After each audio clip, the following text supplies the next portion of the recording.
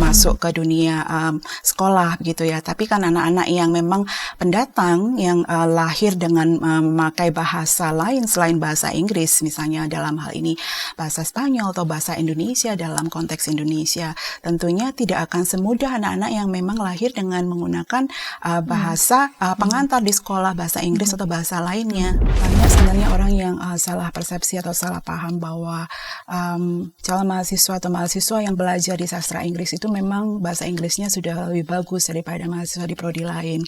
Tapi kenyataannya sebenarnya tidak demikian.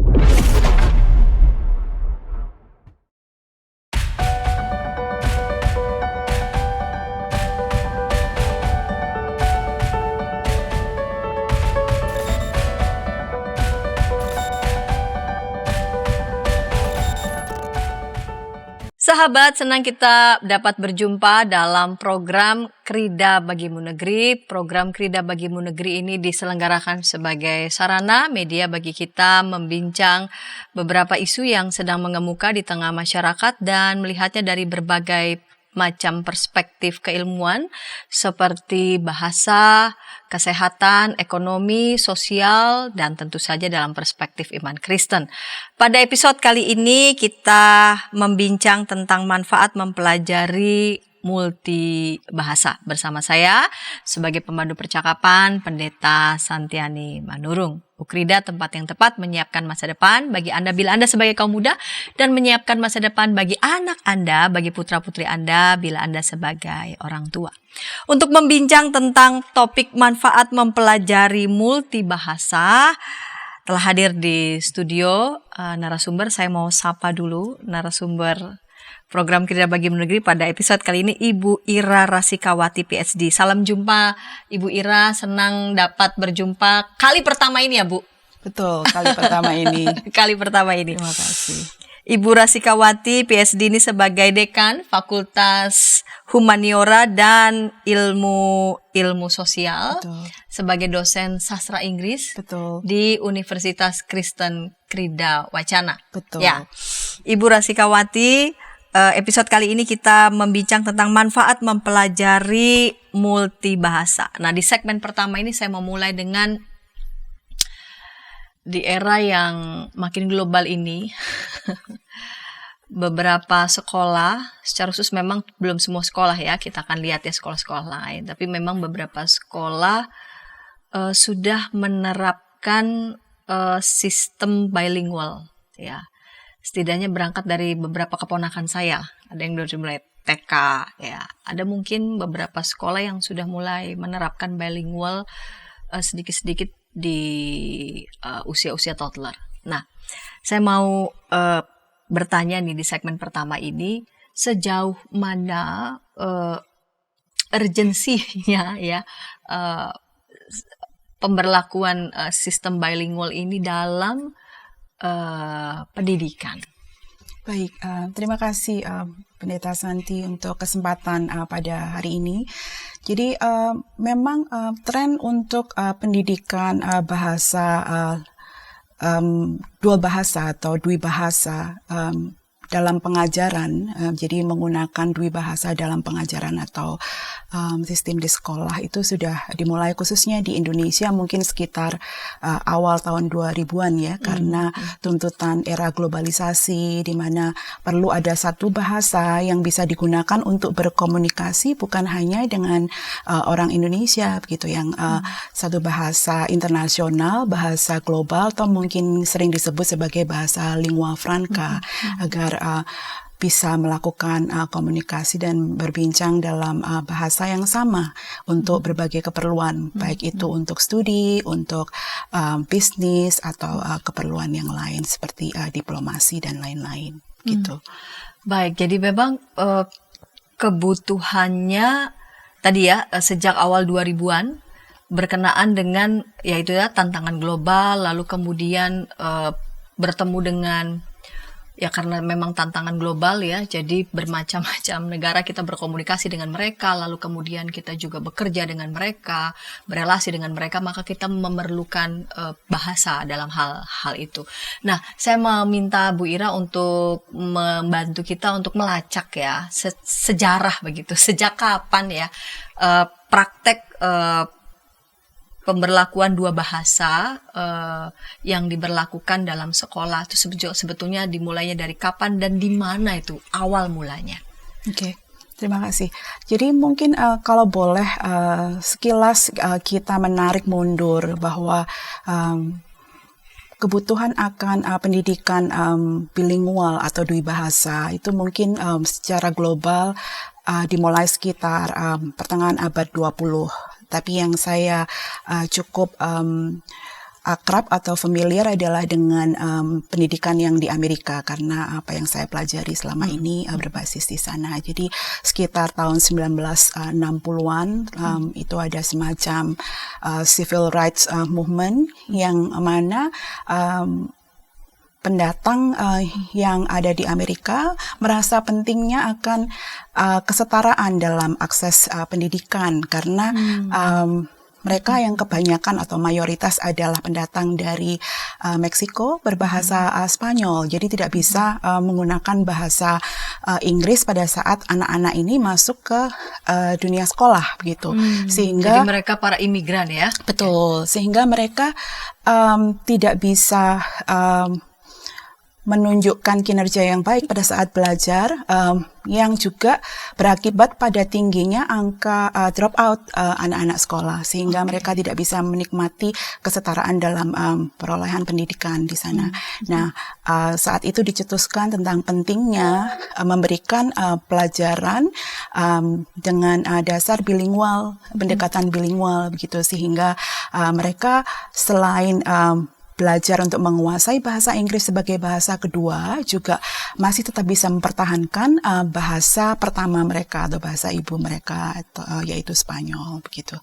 Bolehkah dijelaskan ketika ini bermula ya di Amerika tahun 1960-an bersamaan dengan arus imigran yang waktu itu dari Spanish ya, Spanyol, Meksiko, itu dipraktekkan di sekolah pada waktu itu. Betul. Bagaimana kurikulumnya, lalu kemudian siapa saja gurunya, karena kalau memang diterapkan adalah sistem bilingual, rasanya sulit nih kalau gurunya adalah guru memang yang di sana yang juga nggak tahu begitu bahasa Spanyol. Itu bagaimana awal mulanya, lalu kemudian itu bisa berlangsung sampai kemudian berlangsung dengan baik gitu, dengan lancar. Iya, jadi pada awalnya memang saat itu yang terkonsentrasi di mana jumlah siswa yang menggunakan bahasa selain bahasa Inggris, khususnya Spanyol, ada di negara bagian California dan Texas misalnya. Nah, ada undang-undang yang ditetapkan sekitar tahun 1960-an itu, di mana mengharuskan bahwa ada sumber daya atau dana khusus yang dikeluarkan oleh negara federal untuk membiayai program pendidikan bilingual gitu. Nah, jenis-jenis atau model pendidikan bilingual itu sendiri bila kita lihat dari sejarahnya di Amerika bisa bermacam-macam. Jadi ada beberapa model begitu ya, tergantung dari kesiapan dan ketersediaan sumber daya yang ada di sekolah begitu. Misalnya ada sekolah yang menerapkan model pendidikan bilingual di mana beberapa kelas atau pelajaran diberikan dalam bahasa Inggris, tapi ada juga beberapa pelajaran yang diberikan di dalam bahasa native atau bahasa pertama dari siswa. Nah, itu model yang pertama. Sedangkan model yang lain adalah misalnya dengan merekrut guru-guru yang menguasai kemampuan dwibahasa atau lebih begitu. Jadi mereka akan mengajarkan menggunakan dua bahasa, bahasa Inggris dan bahasa dari anak-anak yang memang menjadi target pendidikan bilingual ini. Jadi misalnya bahasa Inggris dan bahasa Spanyol begitu. Jadi mereka alternate the language in the classroom. Berarti mereka tuh, katakan saya membayangkan begitu ya, mereka yang baru begitu, anak-anak, katakanlah nih anak-anak, Ini berarti kelas khusus mereka ya. Sulit rasanya kalau misalkan kelas itu bercampur dengan katakanlah yang memang sudah lahir besar di sana begitu. Betul, karena memang bahasa itu kan sebenarnya bisa kita setidaknya kita bisa karena startingnya kan beda, betul. Jadi anak-anak yang memang sudah lahir dan dibesarkan di Amerika menggunakan bahasa Inggris tentunya akan bisa melakukan transisi yang lancar ya pada saat mereka masuk ke dunia sekolah gitu ya. Tapi kan anak-anak yang memang pendatang yang lahir dengan memakai bahasa lain selain bahasa Inggris, misalnya dalam hal ini bahasa Spanyol atau bahasa Indonesia dalam konteks Indonesia, tentunya tidak akan semudah anak-anak yang memang lahir dengan menggunakan bahasa pengantar di sekolah, bahasa Inggris atau bahasa lainnya, begitu. Jadi memang bisa dimaklumi begitu ya kalau memang ada beberapa yang memang perlu waktu lebih begitu ya, perlu waktu untuk bisa sampai pada penguasaan bahasa. Sudah bayangkan, penguasaan bahasanya aja mesti pelan-pelan, apalagi pada penguasaan konsep, apalagi pada penguasaan materi, berarti banyak hal yang perlu disesuaikan. Untuk katakanlah untuk sama-sama level kelas 3 SD misalnya, tetapi untuk mereka yang sudah menguasai bahasa ya mungkin bisa lebih cepat begitu, tetapi ada beberapa yang memang harus pengenalan pada bahasa setempat, belum lagi pada konsep-konsep, belum lagi pada materi-materi ya. Jadi memang pemerintah pada saat itu menyediakan anggaran, berarti anggaran yang cukup besar itu ya untuk menyiapkan itu semua, demi tujuannya adalah supaya anak-anak para imigran ini dapat mendapatkan akses, lalu kemudian mendapatkan pengetahuan yang juga setara, dan lalu kemudian mereka juga bisa nanti akan bekerja, mereka bisa akan memperoleh pendidikan sama-sama setara ya, sama-sama layak. Nah, saya percaya untuk pemberlakuan ini pasti ada dukungan teori. Dan mungkin ada beberapa teori yang menjadi landasan mengapa bilingual itu dianggap lebih baik, bukan hanya pada bertepatan ada tantangan global, betul, bertepatan ada tantangan global, tetapi saya minta untuk Ibu untuk menjelaskan adakah landasan teori dari beberapa, kita sebut saya dulu satu begitu ya di segmen pertama ini, yang memang mendukung bahwa penggunaan bahasa lebih dari satu itu memang jauh lebih bermanfaat gitu. Baik, ya terima kasih. Mungkin salah satu penelitian yang paling berpengaruh yang menjadi landasan bilingual education itu adalah yang dilakukan oleh peneliti dari Kanada bernama Ellen Bialystok. Jadi penelitian dari Bialystok ini dilandasi oleh di bidang psikologi ya, khususnya kognitif, dan kepakaran beliau adalah di bidang pemerolehan bahasa atau language acquisition dan juga di bidang cognition begitu ya. Jadi hasil penelitian yang dilakukan oleh beliau menyatakan bahwa anak-anak yang belajar lebih dari satu bahasa mempunyai kecenderungan mempunyai kemampuan kognitif yang lebih baik dibandingkan anak-anak yang hanya belajar satu bahasa atau monolingual gitu ya. Jadi dia menyebutkan satu konsep tentang dua fungsi otak kita yang menyatakan bahwa fungsi otak kita ini mempunyai kemampuan yang fleksibel sebenarnya.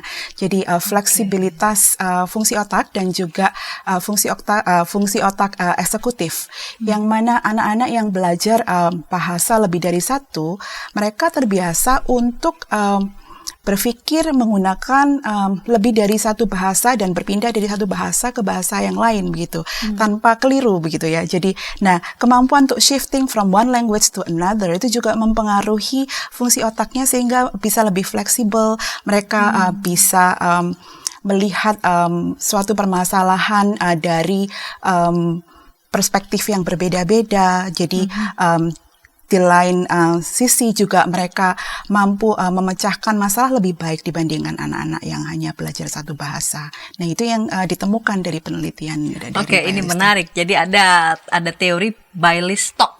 Ya, teorisnya atau penelitinya bernama Ellen Bialystok. Ellen Bialystok.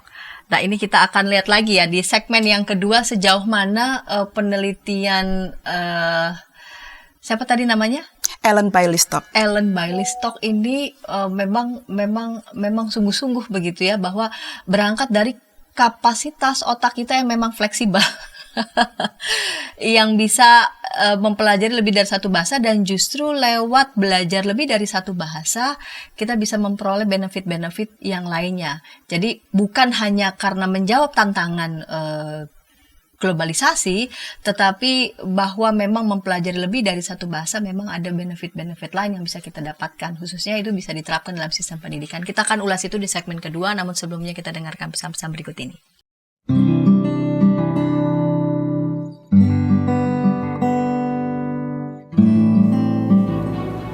Hi folks, this is Daily Spirit for Youth, a daily devotional that helps you grow closer to God and apply His Word to your life. Daily Spirit for Youth dapat Anda saksikan hari Senin sampai Sabtu pukul 4.30 waktu Indonesia Barat di channel YKB TV. Kita jumpa dalam acara Pembangunan Jemaat. Pembangunan Jemaat setiap Senin di minggu kedua dan keempat pukul 20 waktu Indonesia Barat. Dapat Anda nikmati di channel YKB TV. Dari gungkungan malam gelap, Nyanyikanlah nyanyian baru setiap hari Rabu pukul 12 waktu Indonesia Barat. Dapat Anda nikmati di channel Lagu Rohani YKB TV.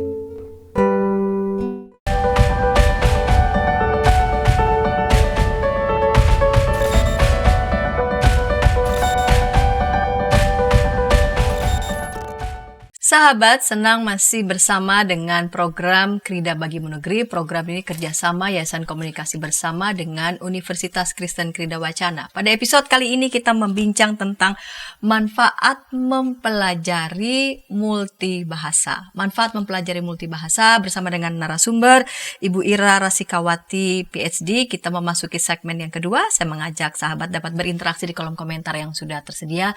Saya sebagai pemandu percakapan Pendeta Santiani Manurung. Baik Ibu Ira, kita lanjut di segmen yang kedua ini masih tentang manfaat mempelajari multibahasa. Ibu Ira Rasikawati PhD sebagai Dekan Fakultas Humaniora dan Ilmu-Ilmu Sosial.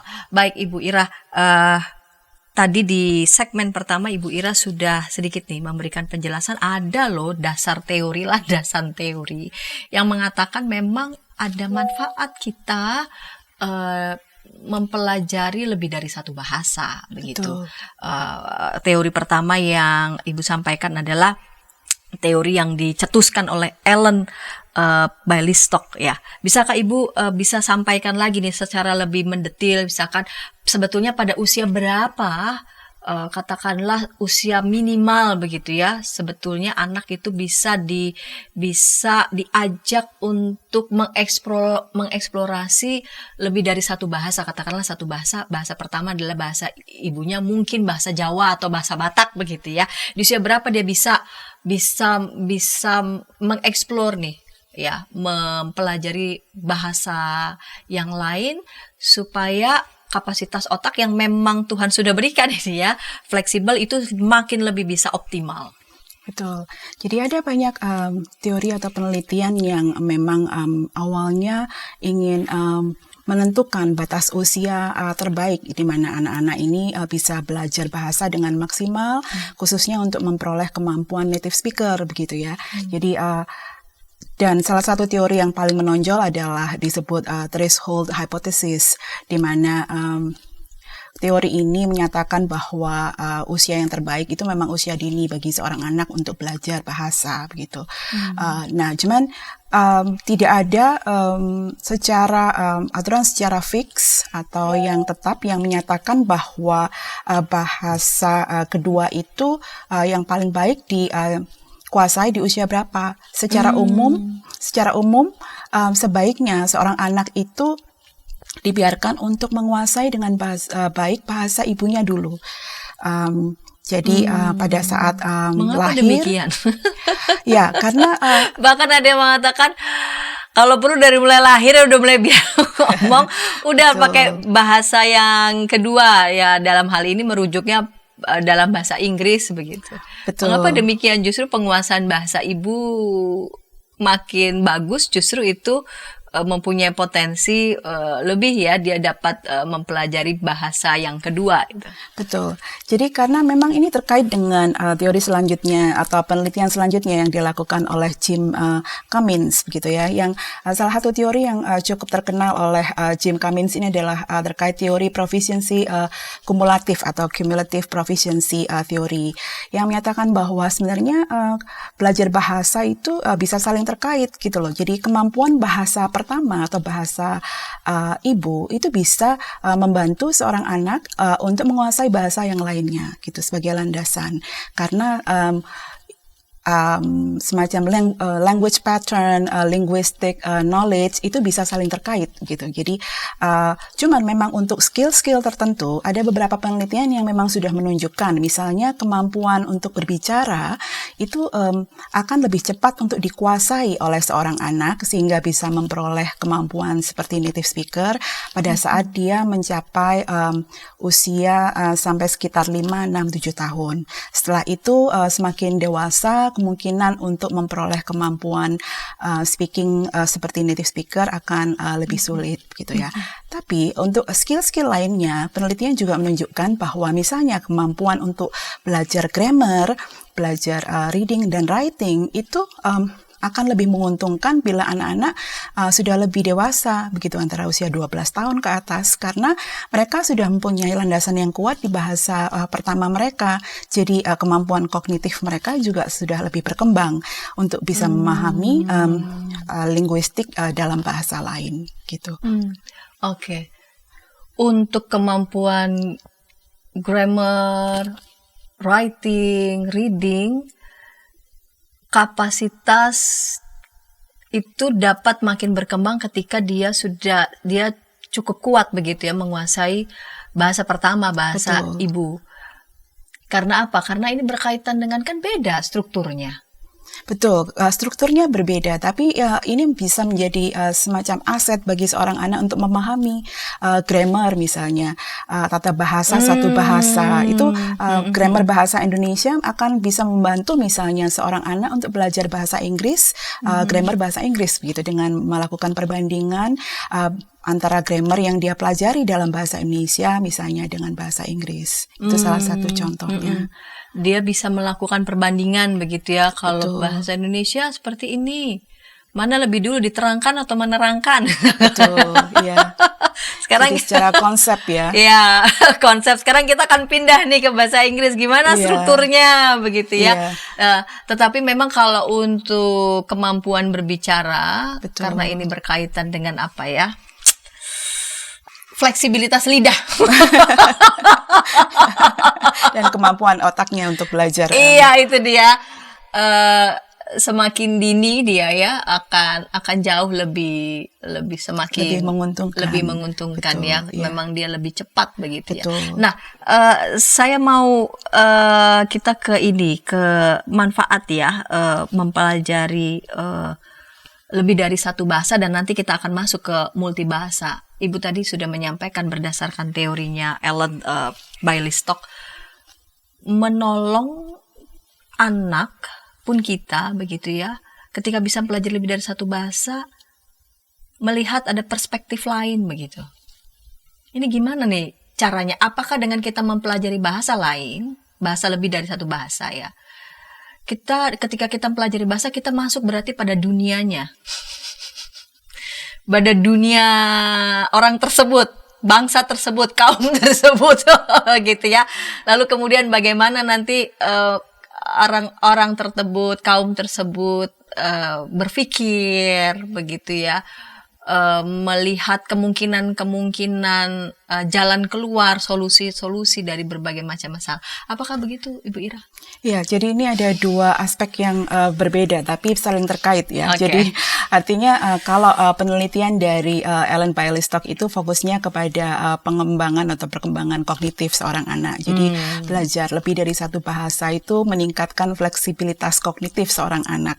Fleksibilitas kognitif. Betul, karena Oke. dia tertantang untuk berpikir dalam lebih dari satu bahasa, lebih dari satu language system ya, dan itu membiasakan dia untuk bisa lebih fleksibel fungsi otaknya gitu ya. Jadi mereka bisa berpindah dari satu bahasa ke bahasa yang lain tanpa terlalu banyak membuat kekeliruan ya. Jadi kalau saya bahasa Indonesia, kalau saya bilingual, maka saya akan bisa menggunakan bahasa Indonesia dengan runtut begitu. Sedangkan nanti dalam bahasa Inggris juga akan menggunakan bahasa Inggris dengan runtut ya. Jadi itu merupakan manfaat salah satunya yang bisa diperoleh secara kognitif.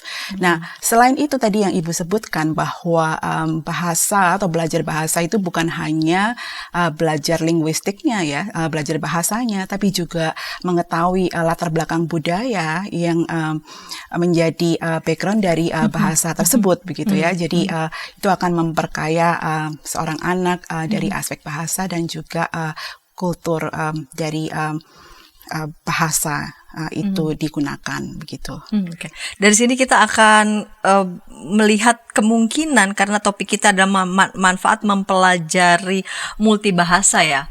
Ini katakan mulai itu bilingual. Saya sih membayangkan bilingualnya mungkin bahasa daerah ke bahasa Indonesia. Katakanlah seperti itu ya, anak-anak katakanlah mereka dari daerah masing-masing, lalu kemudian di sekolah mereka harus juga belajar bahasa Indonesia sebagai bahasa pemersatu begitu ya, agar mereka juga bisa berkomunikasi dengan teman-teman mereka dari daerah lain dan berkaitan juga dengan penguasaan materi, konsep-konsep begitu. Nah, sekarang nih merambah lagi nih, katakanlah ke bahasa yang bukan bahasa daerah tapi juga bukan bahasa Indonesia begitu ya. Apakah dengan semakin banyak dalam hal ini multibahasa, benefit apa yang akan diperoleh? Bukankah akan tambah kompleks kan? Akan tambah kompleks, saya sih membayangkan akan tambah kompleks begitu ya. Selain memang kapasitas kognitif akan bertambah kompleks, namun juga hal-hal lain juga bisa bertambah kompleks. Kalau saya membayangkan, saya pernah ngobrol sama dulu dosen saya, jadi beliau bahasa Jawa iya, bahasa Indonesia iya, bahasa Perancis iya, Italia iya. Tunggu dulu, ini lagi ngomong apa ya? Pindahin dulu ya. Buka dulu folder ini. Saya membayangkan ini makin tambah kompleks. Betul. Bagaimana menurut pandangan Ibu? Iya, betul. Seperti yang tadi, kalau merujuk dari penelitian itu, bila seorang anak mampu melakukan translanguaging itu menguntungkan bagi perkembangan kognitif, bukan hanya sekarang, tapi khususnya pada jangka panjang. Dan penelitian Ellen itu sampai menjangkau pada impact atau pengaruhnya pada saat usia tua nanti, di mana orang-orang yang punya kemampuan lebih dari satu bahasa itu bisa memperlambat atau mencegah Alzheimer begitu ya. Jadi neurodegenerative disease gitu ya. Jadi itu hasil dari penelitian beliau yang bagi saya itu sangat luar biasa ya. Saya tidak pernah memikirkan bahwa manfaat dari belajar lebih dari satu bahasa itu bisa melampaui dari menguasai kemampuan berkomunikasi saja gitu. Oke, justru memperlambat. Betul, atau mencegah. Ya, neurodegenerative disease seperti Alzheimer. Betul. Oke. Sebelum kita bicara tentang bagaimana katakanlah dua teori yang tadi sudah Ibu sebutkan ini dapat diimplikasikan dalam beberapa metode ya dalam pendidikan sekolah kita secara khusus di Indonesia. adakah batas, katakanlah usia tadi sih Ibu sebetulnya sudah bilang sih ya, kita kalau udah makin banyak mau belajar lebih dari satu bahasa, rasanya sih tidak kenal usia begitu ya. Adakah batas usia dianggap ini kayaknya udah mulai agak lambat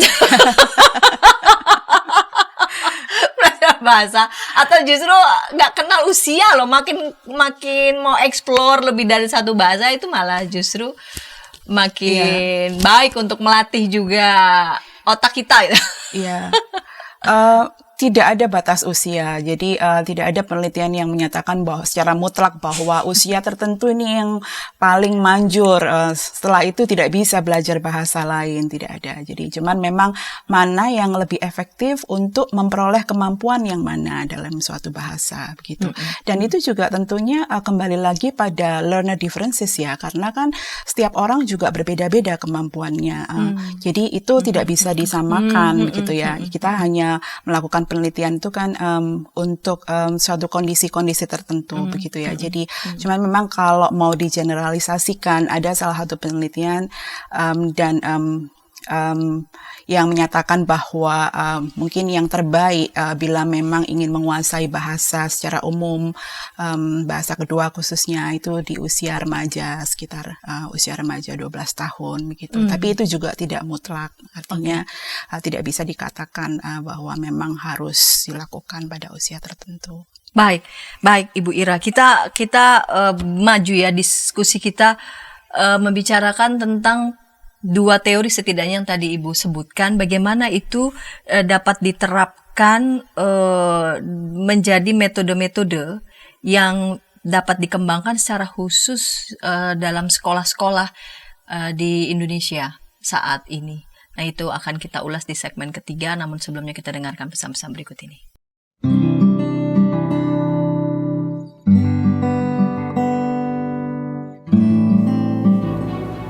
Hi folks, this is Daily Spirit for Youth, a daily devotional that helps you grow closer to God and apply His Word to your life. Daily Spirit for Youth dapat Anda saksikan hari Senin sampai Sabtu, pukul 4.30 waktu Indonesia Barat, di channel YKB TV. Kita jumpa dalam acara Pembangunan Jemaat. Pembangunan Jemaat setiap Senin di minggu kedua dan keempat pukul 20 waktu Indonesia Barat. Dapat Anda nikmati di channel YKB TV. Dari kungkungan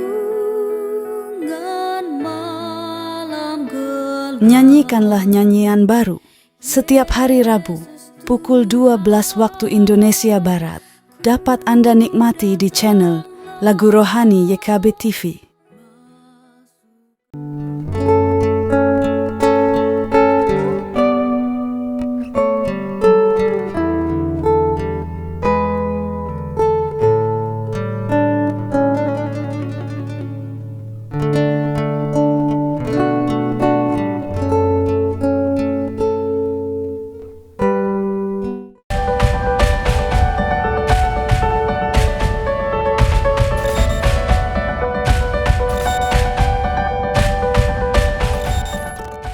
Sahabat, senang masih bersama dalam program Krida Bagi Ilmu Negeri. Program ini diselenggarakan dengan kerjasama Yayasan Komunikasi Bersama dan Universitas Kristen Krida Wacana. Pada episode kali ini kita membincang tentang manfaat mempelajari multibahasa dengan narasumber Ibu Rasikawati PhD sebagai Dekan Fakultas Humaniora dan Ilmu-Ilmu Sosial. Kita sudah memasuki segmen ketiga, segmen penutup. Saya sebagai pemandu percakapan Pendeta Santiani Mandurung. Baik Ibu Ira, kita lanjut di segmen ketiga, ini segmen penutup. Dua teori yang tadi Ibu sudah jelaskan di segmen kedua ada dari Ellen Bialystock, ya, Bialystock Cognitive Research dan Cummins Theoretical Contributions. Bagaimana dua teori ini dikembangkan dalam metode-metode, atau siapa-siapa saja sih yang mengembangkan metode berangkat dari teori-teori tersebut, dan sejauh mana itu dipraktekkan di sekolah-sekolah Indonesia? Baik, jadi mungkin saya langsung ke praktisnya saja ya, bagaimana pendidik atau guru bisa menerapkan beberapa best practices dalam mengajarkan menggunakan dua bahasa. Jadi dua dari mungkin pendekatan atau metode yang bisa dipakai di kelas atau di sekolah adalah dengan menggunakan pendekatan translanguaging atau satunya juga adalah culturally responsive teaching. Kalau translanguaging itu mungkin secara simpelnya untuk membayangkan adalah menggunakan dua bahasa secara bergantian untuk berkomunikasi atau menjelaskan di sekolah misalnya. Jadi dalam beberapa praktek di kelas misalnya ada konsep-konsep yang mungkin akan sulit dipahami oleh siswa bila disampaikan dalam bahasa Inggris, maka itu bisa disampaikan di dalam bahasa Indonesia atau bahasa pertama dari siswa, begitu ya. Jadi bukannya menganggap bahasa Indonesia ini sebagai hambatan atau rintangan untuk memahami atau menguasai bahasa Inggris, tapi kita menganggap bahasa Indonesia atau bahasa pertama ini sebagai aset yang bisa kita pakai pada saat kita butuh menjelaskan pemahaman konsep yang penting untuk anak-anak supaya mereka bisa lebih mudah memahami dalam konsep yang akan diajarkan, begitu ya. Jadi itu salah satu contoh pemakaian pendekatan translanguaging. Yang satunya adalah culturally responsive teaching, itu antara lain dengan memanfaatkan misalnya budaya atau cerita lokal untuk mengajarkan misalnya bahasa atau social studies misalnya. Nah itu banyak kelas yang memanfaatkan legenda atau cerita rakyat misalnya dari Indonesia, tapi diberikan dalam bahasa Inggris atau target bahasa lainnya untuk mengajarkan bahasa kedua. Itu salah dua dari pendekatan yang bisa dipakai di kelas. Oke, itu diterapkan dari mulai SD? Bisa diterapkan di segala usia, tergantung dari strategi yang kita pakai. Strategi yang kita pakai artinya mau pakai translanguaging atau cultural responsive teaching? Ya, bisa. Jadi banyak cerita-cerita rakyat yang saat ini sudah mulai banyak di translate atau diterjemahkan di dalam bahasa Inggris atau sebaliknya. Jadi anak-anak di luar negeri misalnya di Amerika, mereka juga banyak membaca cerita-cerita yang berbasis cerita rakyat atau cerita berbasis budaya mereka. Jadi yang diadaptasi ke dalam bahasa Inggris. Baik. Nah, Ibu Ira ini minta sejauh mana nih amatan Ibu Ira ya? Kalau saya tadi dengar di segmen pertama Ibu Ira sudah membantu kita nih untuk melihat kapan sih sejarahnya dan dimulai di mana begitu ya penerapan bilingual ya dalam sistem pendidikan, yaitu di Amerika tahun 1960-an bersamaan dengan datangnya imigran ya dari Spanyol dan Meksiko. Lalu kemudian pemerintah berangkat dari kesetaraan ya, mereka sungguh-sungguh nih ada anggaran yang disediakan gitu sehingga anak-anak para imigran ini bisa mendapatkan akses yang setara dalam memperoleh pendidikan, dan mereka makin bisa fasih, leluasa ya berbahasa, namun juga lebih dari itu baik itu di pendidikan, baik itu juga di pekerjaan. Nah, ini sekarang Indonesia saya membayangkan mungkin itu bisa dilakukan di sekolah-sekolah internasional. Saya sih membayangkan oke lah ya. Tapi bagaimana dengan di beberapa sekolah negeri yang memang ya dari murid-murid katakanlah gitu ya, yang memang punya keterbatasan-keterbatasan tertentu, apalagi ditambah dengan anak-anak yang memang ada di daerah-daerah pelosok atau di perairan-perairan terluar Indonesia. Tantangan global sekarang ini kan nggak main-main ya, begitu ya. Betul. Nah, sejauh mana nih amatan Ibu dan sejauh mana juga ini bisa sesungguhnya bisa dilakukan gitu, dipraktekkan dalam metode pendidikan tergantung dengan Ibu tadi bilang strateginya begitu. Betul, ya. Mungkin saya juga boleh kembali lagi ke pembahasan kita tadi yang Ibu Santi sempat menyebutkan bahwa bahasa pertama itu Sebenarnya tidak selalu bahasa Indonesia untuk orang-orang Indonesia atau anak-anak Indonesia, karena pada saat mereka lahir mungkin mereka belajar pertama kali adalah bahasa daerah mereka, bahasa ibunya gitu. Saya teringat salah satu keponakan saya yang tinggal di Jawa Timur, pada saat bahasa pertama dia adalah bahasa Indonesia, tapi pada saat dia pindah sekolah di salah satu kota kecil di Jawa Timur, sempat terkaget-kaget karena ternyata bahasa yang dipakai di sekolah itu adalah bahasa Jawa gitu. Iya, jadi betul ya, jadi bahasa yang dipakai bahasa Jawa. iya, jadi padahal kan kalau untuk bahasa Indonesia untuk di ranah publik harusnya adalah bahasa pengantar resmi ya.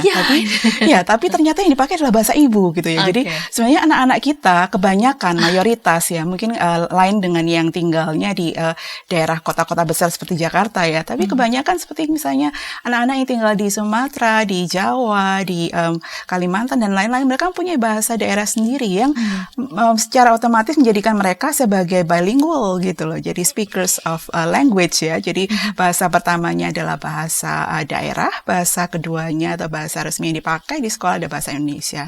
Nah, menjadi multilingual pada saat mereka belajar bahasa Inggris, bahasa Cina atau bahasa lainnya di sekolah misalnya. Jadi sebenarnya kita sebagai negara yang multikultural sangat diuntungkan dengan adanya bahasa daerah ini. Jadi bagaimana sih caranya sekolah bila belum memungkinkan misalnya mengajarkan bahasa lain misalnya. Bahasa daerah itu juga merupakan aset yang harus dipertahankan agar anak-anak tidak lupa terhadap budaya dan akar mereka. Tentunya menguasai bahasa yang baik, bahasa Indonesia itu juga penting karena itu adalah landasan kognitif yang juga sangat penting. Menguasai bahasa dengan baik, bukan hanya sekedar tahu atau bisa berbicara gitu ya. Nah, terkait pentingnya bahasa global atau bahasa lingua franca, memang tantangan ini bukan hanya di Indonesia gitu ya, apalagi di Indonesia yang memang masih banyak daerah-daerah yang belum terjangkau gitu, akses komunikasi, internet dan lain-lain yang sebenarnya itu akan membantu untuk belajar bahasa asing gitu ya. Di Amerika pun juga kesetaraan juga masih terus diperjuangkan sampai sekarang karena di tiap state atau negara bagian itu juga mereka mempunyai pendanaan yang berbeda-beda, mempunyai program yang berbeda-beda untuk program-program bilingual seperti ini gitu ya. Jadi resources yang mereka miliki juga tidak semuanya berlebihan gitu atau tidak selalu tersedia gitu. Nah, memang bagaimana caranya di dunia yang semakin tidak terbatas ini. Betul. Jadi supaya kita bisa sharing resources gitu ya. Jadi jangan hanya memakai resources yang dimiliki untuk diri sendiri, tapi bisa membagikannya dengan orang lain yang mungkin kesulitan untuk mendapatkan akses. Salah satunya sebenarnya adalah dengan adanya pembelajaran online yang bisa dilakukan oleh institusi yang mampu, dalam hal ini Ukrida misalnya, yang juga sering memberikan pelatihan-pelatihan secara online kepada guru-guru bahkan sampai di pelosok. Cuma masalahnya yang mungkin adalah kita memanggil keterlibatan lebih banyak dari pemerintah supaya akses teknologi ini bisa semakin menjangkau daerah-daerah yang terpencil supaya mereka akses pendidikannya lebih luas. Oke, menarik tadi Ibu mengatakan di dunia yang tidak berbatas ini mestinya makin mudah dong kita sharing resources. Betul. Ya. Belum kadang-kadang saya juga bingung ya, dunia tidak berbatas kok jadi makin tersegmented. Betul. Nah, bahkan Ibu sudah memberi contoh nih, Ukrida melakukan itu ya, katakan melakukan pelatihan untuk para guru lewat online. Betul.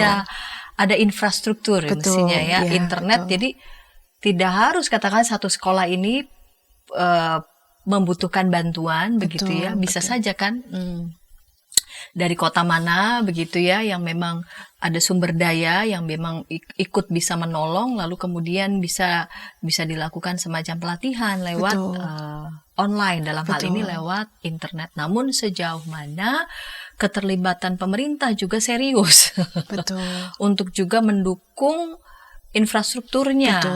Supaya itu tadi ya, supaya sharing resources ini sungguh-sungguh bisa makin luas begitu. Betul. Nah, saya akan masuk ke situ tuh ya. Dalam hal ini Ibu kan sebagai dekan ya, Fakultas Humaniora, Ilmu Sosial, dalam hal ini juga secara khusus dosen sastra Inggris nih di UKRIDA. Sejauh mana di program Ibu di mana Ibu mengajar begitu ya bersama dengan para mahasiswa menerapkan metode, saya membayangkan bagaimana metode yang Ibu terapkan di sekolah. Ya memang ini kan tarafnya sudah beda ya, levelnya adalah level mahasiswa S1. Bagi mereka yang datang juga kan dari berbagai macam latar belakang, kan ada juga pasti dari daerah yang belajar sastra Inggris yang mungkin juga tidak sama. Katakanlah startingnya dengan mahasiswa yang memang sudah lebih terbiasa begitu, dan bagaimana mereka juga bisa diberdayakan untuk bisa juga ada program-program tertentu dari mahasiswa untuk bisa juga menolong gitu sekolah-sekolah, siswa-siswa katakanlah untuk bisa belajar multilingual, dalam hal ini bahasa global gitu. Betul. Ya, jadi untuk konteks program studi sastra Inggris sendiri, jadi banyak sebenarnya orang yang salah persepsi atau salah paham bahwa calon mahasiswa atau mahasiswa yang belajar di sastra Inggris itu memang bahasa Inggrisnya sudah lebih bagus daripada mahasiswa di prodi lain. Tapi kenyataannya sebenarnya tidak demikian gitu ya. Jadi mahasiswa sastra Inggris kami sangat beragam ya, seperti yang Ibu sampaikan, ada yang dari daerah juga, kemampuan proficiency bahasa Inggrisnya juga tidak selalu tinggi begitu loh.